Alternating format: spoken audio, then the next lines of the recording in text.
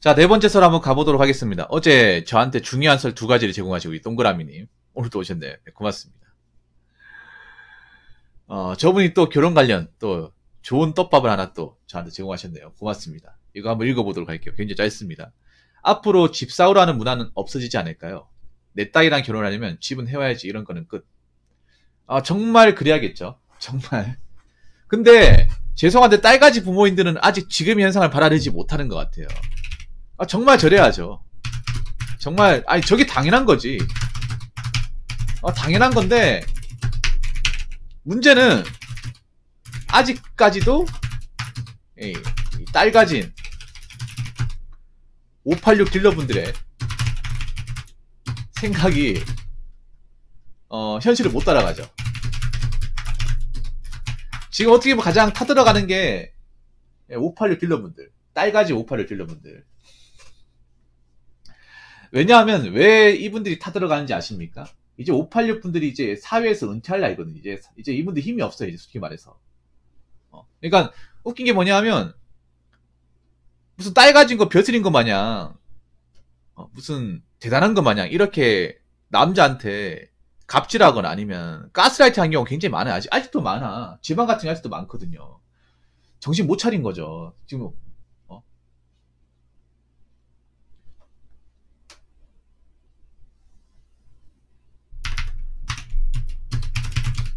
아직 586 정도 사태 파악 안 됩니다.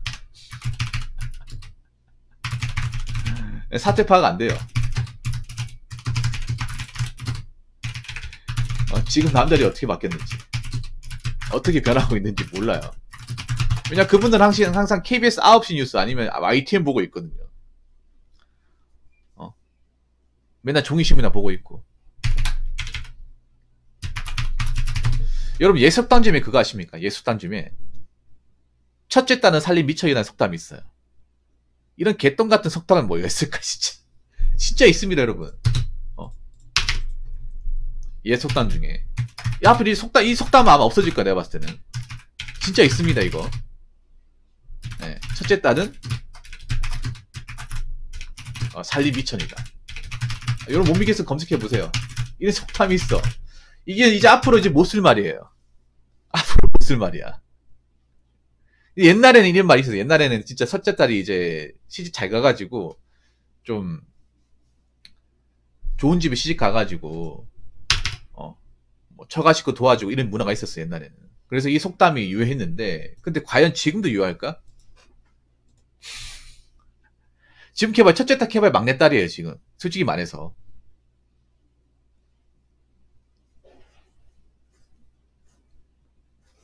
이제 이거 역사적으로 사라질 속담이에요. 역사적으로 사라질 속담. 이제 시간 지나면 이 속담 쓰면 안 돼요. 아니 생각해봐 여러분. 지금 뭐 586 이런 분들 딸 많습니까? 기껏해 한 명이잖아. 첫째 딸 해봐야 막내딸이에요. 맞잖아요. 장녀 해봐야 뭐 밑에 동생이 있습니까? 없잖아요. 첫째 딸이나 막내 딸이 똑같아. 외동이니까. 근데 이분들 아직까지 사태 파악 안 돼요.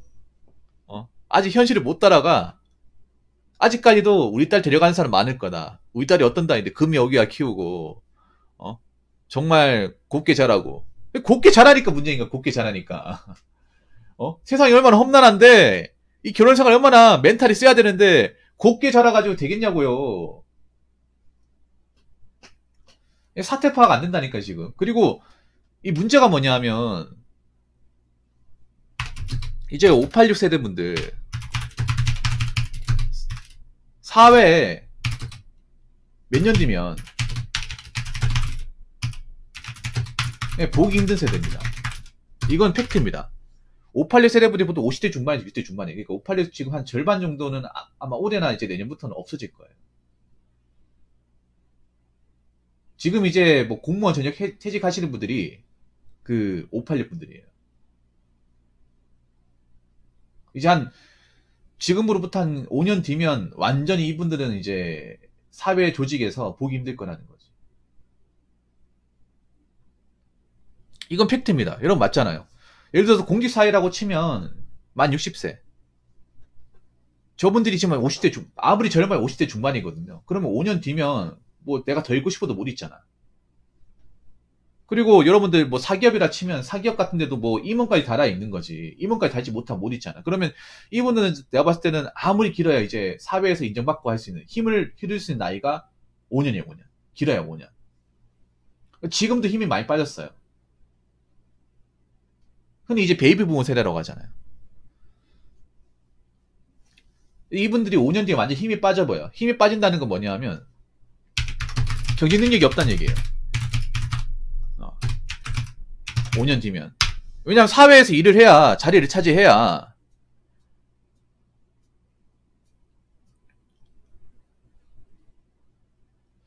뭐 가정에서 힘이 있는 건데 여러분 보통 이제 아무리 아버지가 뭐 사회 나왔을 때 돈 많이 벌고 해도 은퇴하시고 나면 뒷방 늙게 된다거나 집에 차장이 있다고 그런 경우 많이 있잖아요. 그리고 보통 요즘엔 노년까지 가가지고 취업 힘들죠. 많이 힘들죠. 젊은 사람도 있는데 나이 드시면 더 힘들죠. 기껏해야 뭐 경비나 아니면 시설 관리 같은 건데 시설 관리도 경력직 아니면 잘 안 써준단 말이에요. 그래서 이분들이 문제가 뭐냐 하면 내가 만약에 이제 은퇴하는데 내 딸을 데리고 간 사람이 없으면 이게 난감한 거야 이제. 나도 곧 은퇴하고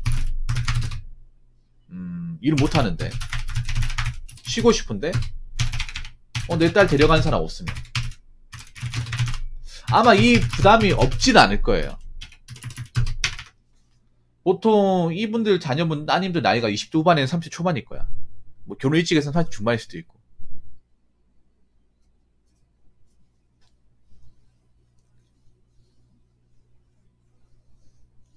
안 됩니다. 연금 안 돼요.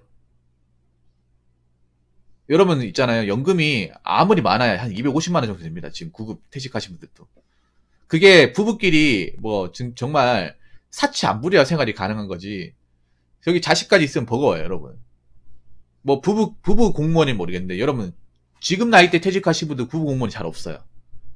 지금 뭐 젊은 분들이야 뭐 부부 공무원이 많지. 지금 정년 퇴직하신 분들 그냥 대부분 혼자예요, 혼자. 혼자 공무원이야. 와이프는 주부고. 그냥 혼자서 연금 나오는 거야. 거기다가 이제 뭐 와이프까지 거기다가 뭐 출가 못한 딸까지 있으면 그래서 아파트를 살고 하면 생활비 모자라 여러분. 연금을 해도. 그러면 상환하는 게 절대 녹록하지 않은 거지. 그리고 그거 아십니까? 보통 586 딜러분들 따님이 많이 이제 그 결혼 있잖아 한다고 치면 그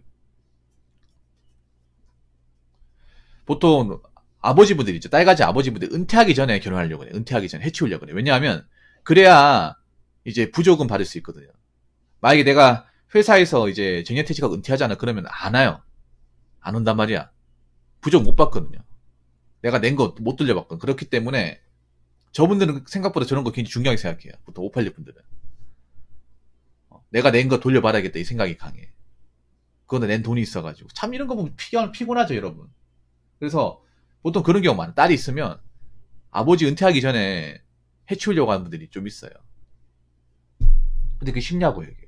딸이 능력이 없으면 뭐 능력이 있다거나 개념이 없으면 데려가려고 하지 않을 텐데.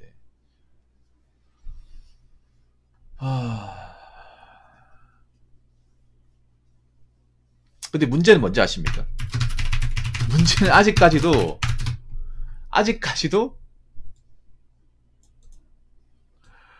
예, 아직까지도 이런 문화를 가지고 있는 사람이 있다는 거죠.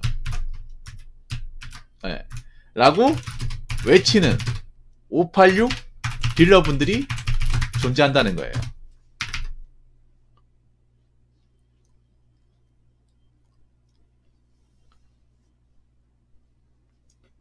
아직까지도.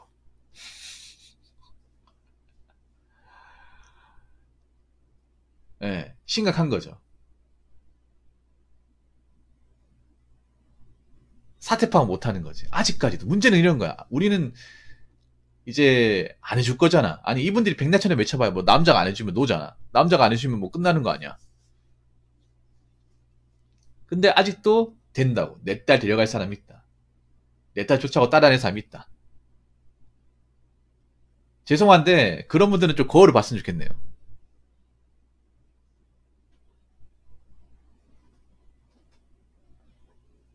거울을 봤으면 좋겠어요. 정말로. 그리고 하나 더 얘기하자면 정말 그렇게 귀하시면 평생 데리고 사세요. 평생 모시고 사시라니까요. 그래 아까워서 왜 남 주려고 합니까? 아깝잖아요. 평생 가지고 사십시오. 평생 데리고 사세요. 아이고 아깝다며. 그렇게 뭔가 남 주기 아깝다며. 뭐 눈에 밟힌다면서요. 안 밟히게 해드릴게요. 평생 데리고 사시면 안 밟히잖아. 앞으로 근데 그렇게 될 거예요. 근데 그거 하셔야 돼. 앞으로 딸간시 부모님 이렇게 될 거예요. 꿈은 이루어진다. 뭐냐면 앞으로 이제 남자들이 자기 딸 안 쳐다보고 안 데려가면 자기 딸이 만약에 경제적 능력이 없어. 출가를 못해. 그러면 부모님과 같이 살아야 돼. 진짜 이런 일이 벌어져요. 실제로 아랍포 세대도 이런 일이 벌어졌거든요. 그러니까 마케는 세대가 이제 혼자서 이제 자립하지 못해도 돈을 못 버니까 부모님한테 얹혀 사는 거야. 그런 식으로 앞으로 지금 일본의 마케는 세대가 살고 있거든요. 부모님한테 연명하는 식으로. 근데 우리나라가 그렇게 되겠죠. 일본의 안 좋은 건 다 뺏기잖아, 지금. 왜냐하면 생각해보세요. 여자분 중에 혼자 살아갈 만한 능력이 안 되고 경제 능력이 안 되면 그럼 믿을 게 뭐가 있어요? 형제한테 갑니까? 형제한테 못 가죠. 그러면 남은 게 뭐가 있어요? 부모님이잖아요. 그나마 자기 사정 봐주는 사람이 부모님일 거 아니야. 부모님 댁으로 이제 가는 거죠. 짐 싸들고.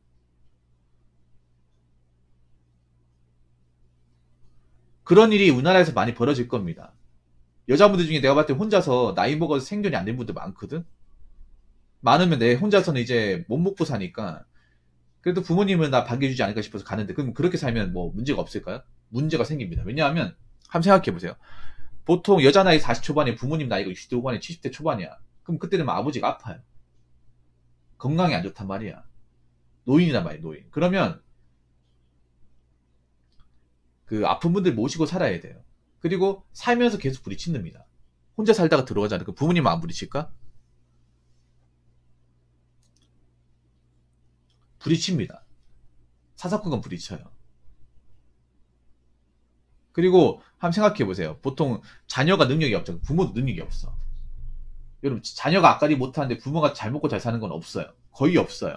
그러면 만약에 여자가 이제 결혼 못해가지고 부모님 얹혀 산다고 치면 그 부모도 뭐 모아놓은 재산이 없다거나 노후 대비가 안 돼 있어요. 그러면 그것 때문에 살면서 경제적인 문제 때문에 많이 부딪히겠죠. 많이 부딪히겠죠. 싸웁니다 이게. 여러분 이게 안 좋은 게 뭔지 아세요? 그렇게 해서 들어가잖아요. 그러면 절대 좋게 못 지냅니다. 가족끼리.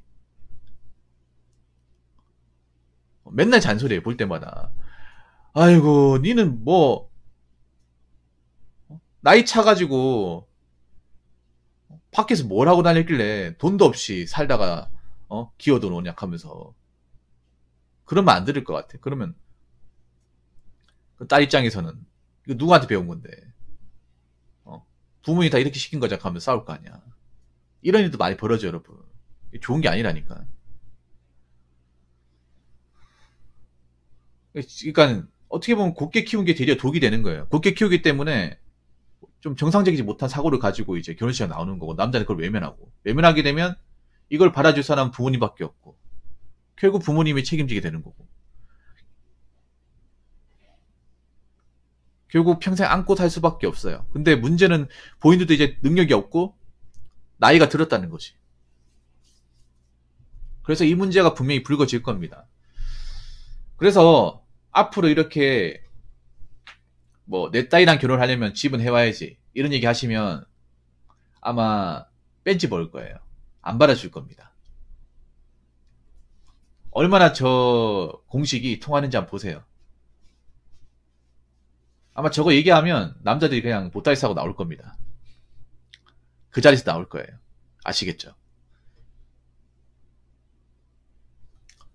자, 이상으로 네 번째 썰 마치도록 하겠습니다.